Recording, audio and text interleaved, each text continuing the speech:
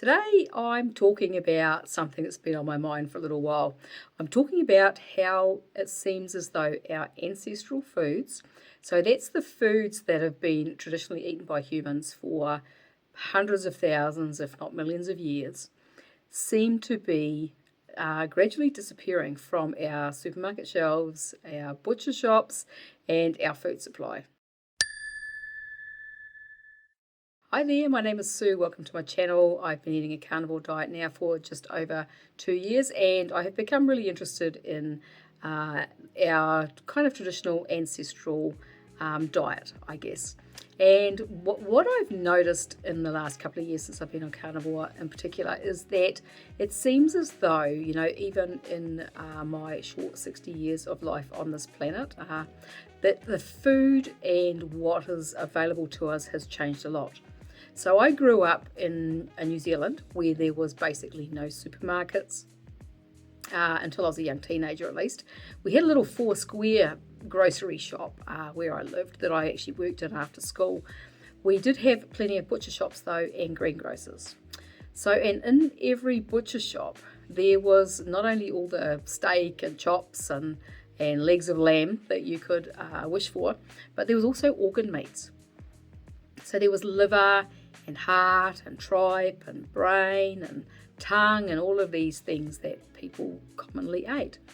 So, and then there was also the specialties of each butcher. So each butcher had their own recipe or recipes, and they would make things, sausages, and they would make blood sausages and all sorts of different things, brawn and different things made out of all the parts of the animals, and that was just really common, and that was what people commonly ate. But today, even the more popular organs, such as liver and kidney, are actually becoming harder to find in the supermarket. And the dwindling numbers of struggling butcher shops means that many of them only stock the most popular items. And they're actually foregoing the traditional fare, such as tongue and tripe, because it might not sell. So, in fact, I recently decided I wanted to try sweetbreads. And the reason for that was because, I have some issues with histamine and I cannot stand eating kidney. And so I thought, well, I might try sweetbreads and see if I have more luck with being able to find them a little bit, at least somewhat palatable. And so I went to the butcher shop that I know in this kind of in the surrounding districts where I live. The one who seems to be the best stocked that I know of anyway. And they sell a lot of different things. They sell heart and liver and kidney and all the rest of it. And I thought that they might stock sweetbreads. And when I went in and I said to the lady, "Do you sell sweetbreads?" And she said no. And I thought, wow, does no one eat them anymore? They used to be such a common thing that people ate. And yet here's a butcher shop in a reasonable sized town, not a city, but a reasonable sized town that's a very well stocked butcher shop, and they don't sell them. So is everyone kind of so far removed from the foods our ancestors ate, and in fact that our grandparents ate? This wasn't that long ago that these were really commonly eaten food. Is everyone so far removed from those foods now that there is actually no demand for them? Something else that I find strange in amongst this, that when I think about it, is that even though these organs aren't popular, they're still actually quite expensive to buy. They're not cheap. So my question is, what happens to them if they're not being sold for human consumption? Do they go to pet food, or do they get exported overseas, or what actually happens to them? You'd think that they'd be available as a cheap source of nutrient-dense food. Here in New Zealand, we're a farming country. There's sheep and cows being slaughtered for meat all the time. So what happens to those organs? Where are they actually going? The truth is that organs, they're known for their high nutrient density. They're some of the best foods that we can get into our bodies. And they've been a key part of human diets for centuries, but not today. But organs aren't the only traditional food that's getting harder to find. Let's have a look at some others, because there's a few. The first that I have on my little list are canned sardines. So these little nutritional powerhouses are rich in omega-3 fatty acids and protein and essential vitamins. They really are a superfood. I had never eaten sardines until probably the last 12 months, maybe 18 months. I'm not really sure when I first tried them. And I actually don't mind them now, and I know that my body actually loves them. They make me feel really good, and they just seem to have a really beneficial effect. So I know I'm not the only person that they have that effect on. And so they are really a superfood. So the canned sardines are still around, but here in New Zealand there's not very many brands available, and most of the canned sardines actually contain other ingredients other than sardines. So personally, I want sardines in spring water. I don't want anything else in them.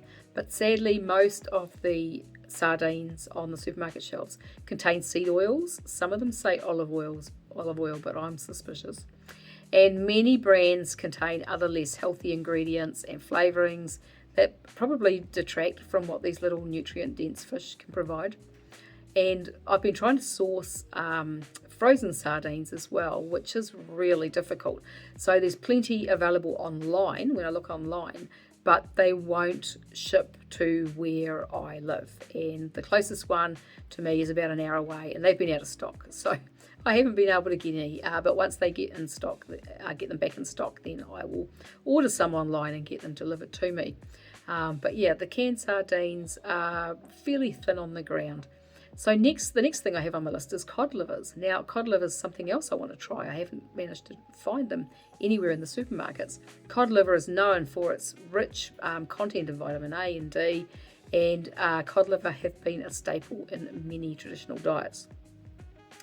So I've not seen them on the shelves of any of our local supermarkets here, and I have looked for them. I can find them online, and I can get them delivered. But then, of course, there's jacks the price up because you've got extra delivery fee.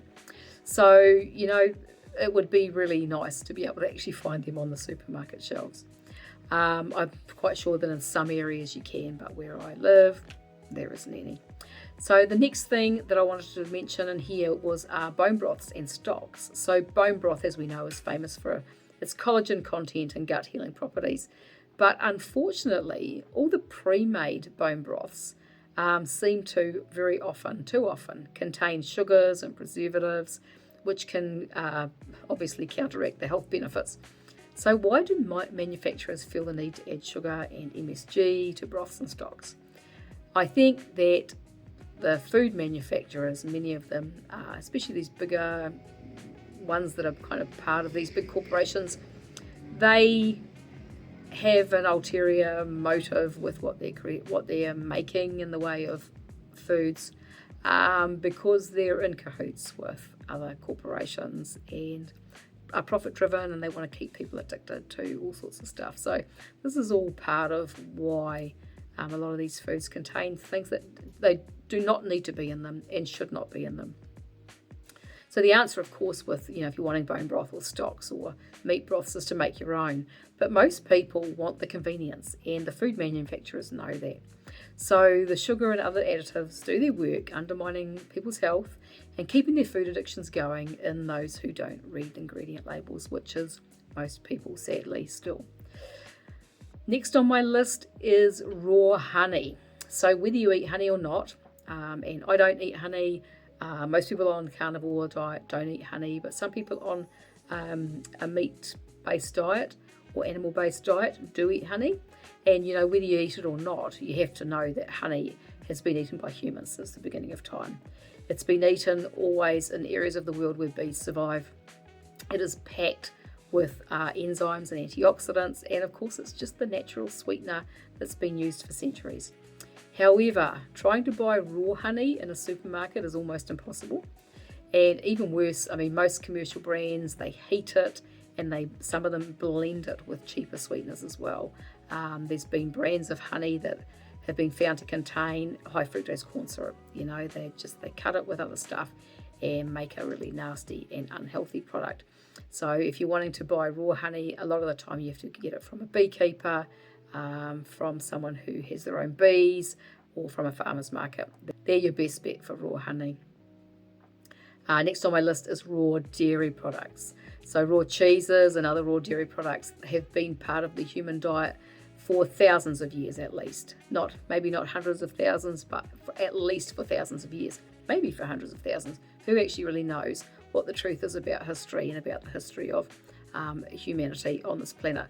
But The raw dairy is something that has been consumed by people for a very, very long time. And when it's raw, it's packed with beneficial bacteria and nutrients. But raw dairy products are increasingly hard to find depending on where you live. So, for example, here in New Zealand, they have made it really difficult for farmers who want to sell raw milk and raw dairy products. We do have some raw cheeses available online. You don't really see them in the supermarkets at all. And to buy raw milk, the farmers who decide that they want to sell raw milk have to really jump through hoops, and the government agency who monitors them have got ridiculously high expectations for bacteria counts and that. So most farmers who try to do this end up quitting because they just can't meet the specifications that our government want them to meet. So farmers who do manage to be successful with raw dairy, I take my hat off to them. They obviously work really hard at it. I'm very fortunate that I have a farm where I can buy raw milk not too far from where I live. So when I want to make yogurt and those sorts of things, I can go and buy my milk up there from the farmer's vending machine. Here in New Zealand, most of the time when it's sold raw, it is sold in vending machines. But there is no raw milk ever available in the supermarkets here in New Zealand. And obviously it's really sad that this is the case, because raw dairy has a very different effect on our body than pasteurised dairy. And a lot of people find that out for themselves when they try eating raw dairy. If they can't consume pasteurised dairy, I mean, you have the differences, I guess, between the A2 milk and the other stuff these days. And some people can do A2 and some people can't when it's pasteurised. But a lot of people who have issues with dairy can actually consume raw dairy. But yeah, it's just so difficult to get. And the dairy has been villainised by those who have other financial interests and who don't necessarily want we humans to be as healthy as we can possibly be.